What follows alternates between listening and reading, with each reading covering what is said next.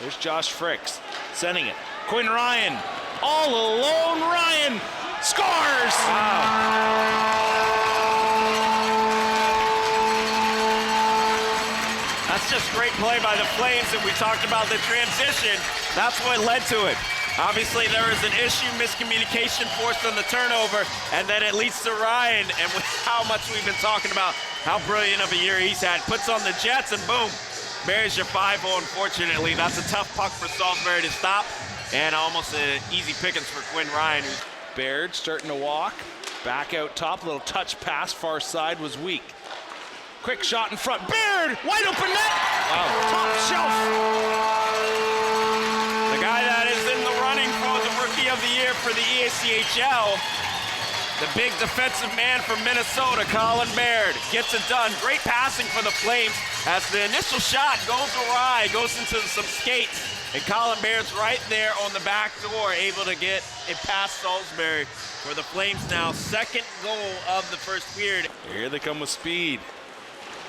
They get around one. This is DeCone, sends it in front, they score! And Pat predicting the future. Oh yeah. A big power play goal for the NYU Violets. It's a fantastic look for them that came with a ton of speed. You thought it was going to be broken up, but it was sitting there for a member of this Violets team to be able to make a play, and boy, he's able to do so. That's a fantastic work. That's Wilkie.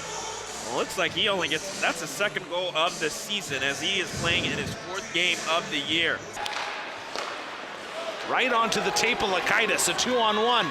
Lakaitis, shot, scores!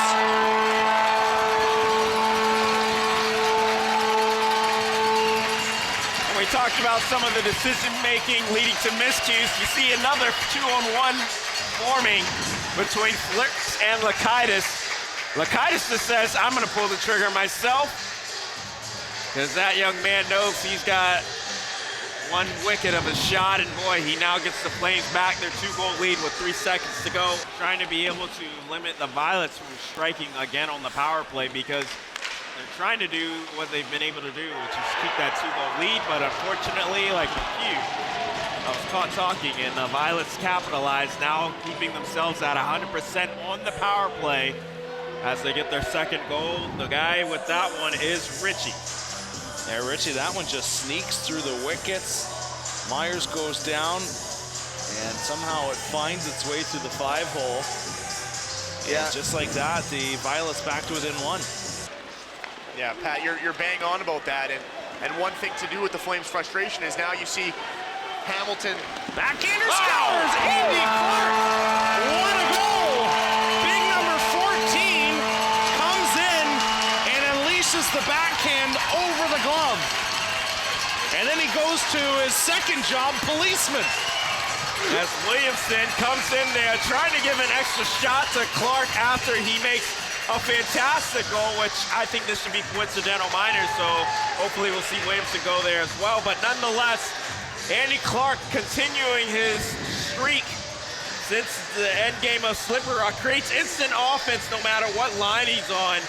And that's the little bit of the extra shot. Williamson instead gives it to Baird, and Clark just goes back and helps, trying to just, as you said, stand up for his teammate. Hopefully we'll see if it pays off a little. Flames back to full strength. Tacone shot, Wow. tipped and scores.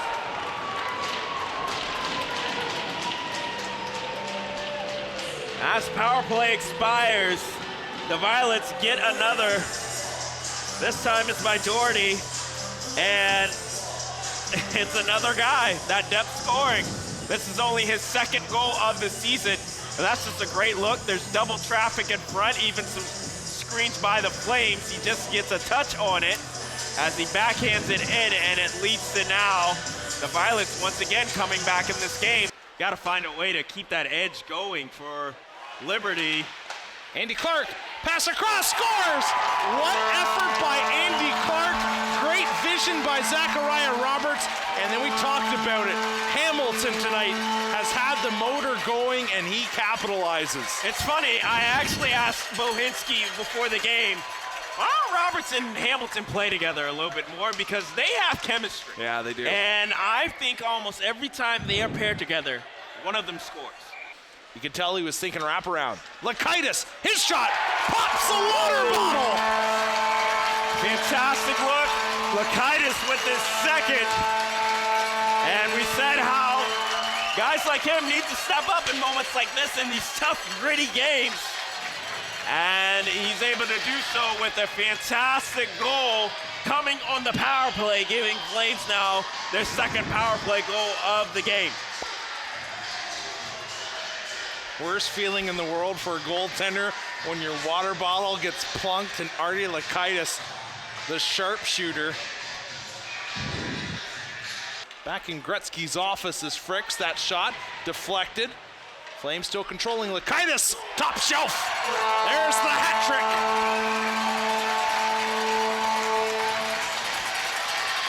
Now they were queuing it up and setting it up, play after play.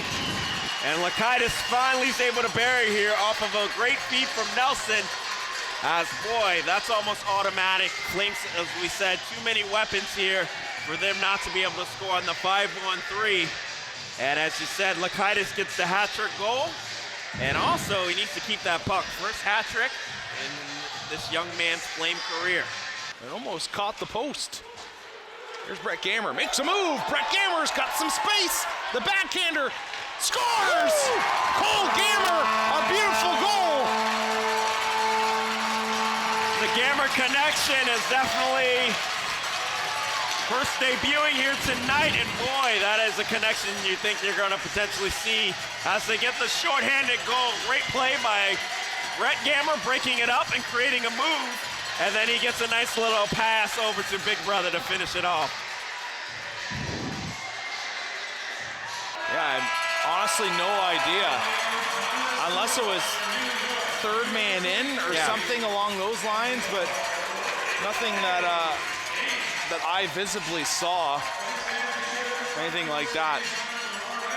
Well, the big win for the Flames once again, taking this one by a score of 8-3, as Liberty takes another step closer to wrapping up conference play, locking down a trip to nationals with that, although you would expect that with them being 2 in the nation. There's no question there that they will be headed to Dallas, Texas, and very close to capturing their 3rd straight regular season ESCHL title. Yeah, fantastic work by the Flames. They were able to get it done. I think the biggest thing, even though the PK wasn't phenomenal, 4 power play goals for this unit.